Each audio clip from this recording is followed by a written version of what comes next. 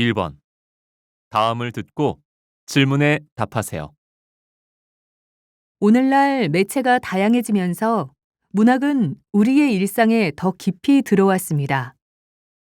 예전에는 책이나 문학 잡지 등을 통해서만 문학 작품을 접할 수 있었다면 요즘에는 영화, 노래, 애니메이션 등 다양한 매체를 통해 보다 쉽게 작품과 만날 수 있습니다.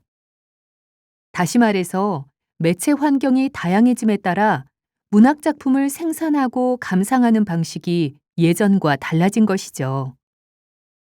예를 들어, 소설에서는 인물의 내면을 글로 자세히 묘사하여 직접 전달할 수 있지만, 소설을 각색한 영화에서는 배우의 연기, 대사, 음악, 배경 등을 통해 간접적으로 표현하는 경우가 일반적입니다. 이처럼 동일한 내용을 다루어도 매체에 따라 그 성격이 달라질 수 있다는 점을 이해한다면 다양한 방식으로 폭넓게 문학 작품을 즐길 수 있을 것입니다.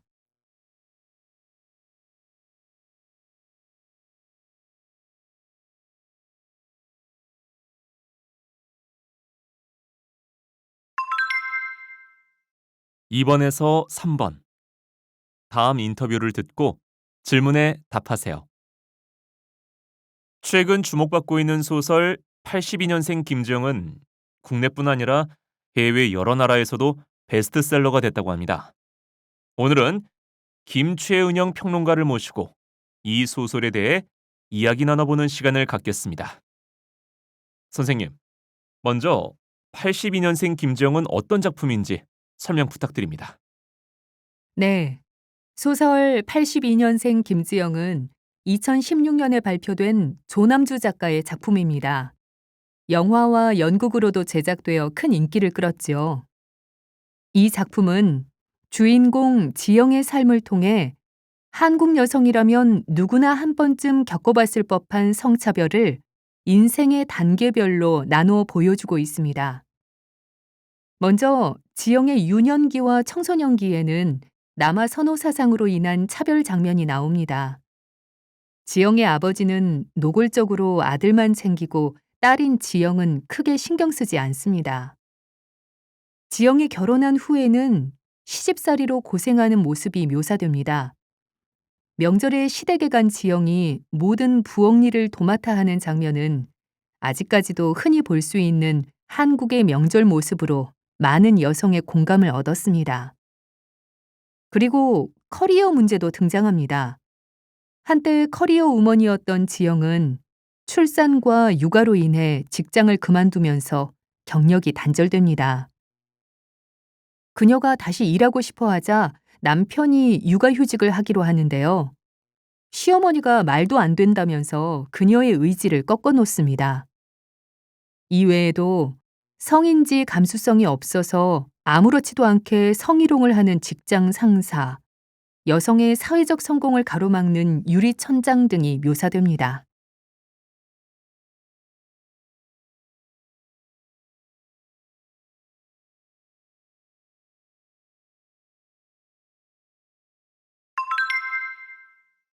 (4번에서) 5번.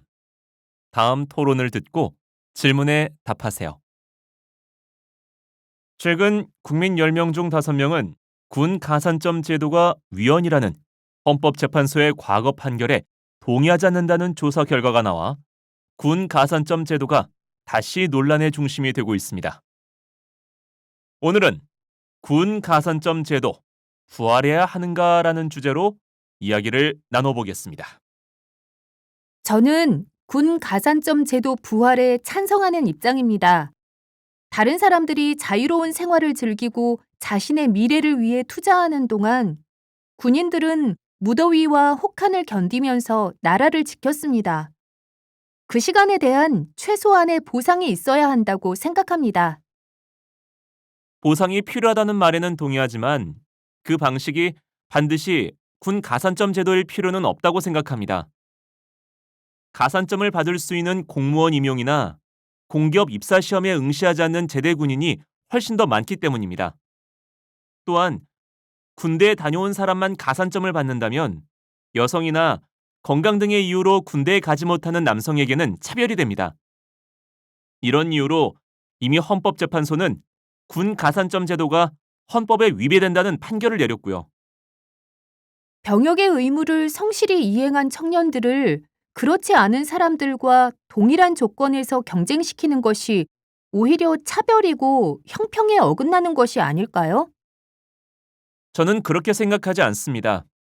요즘 군대에서는 학점도 취득할 수 있고 자신의 전공과 관련된 업무 경험을 쌓는 경우도 있습니다. 군대에 갔다는 이유만으로 경쟁에서 불리하다는 말은 인정하기 어렵습니다.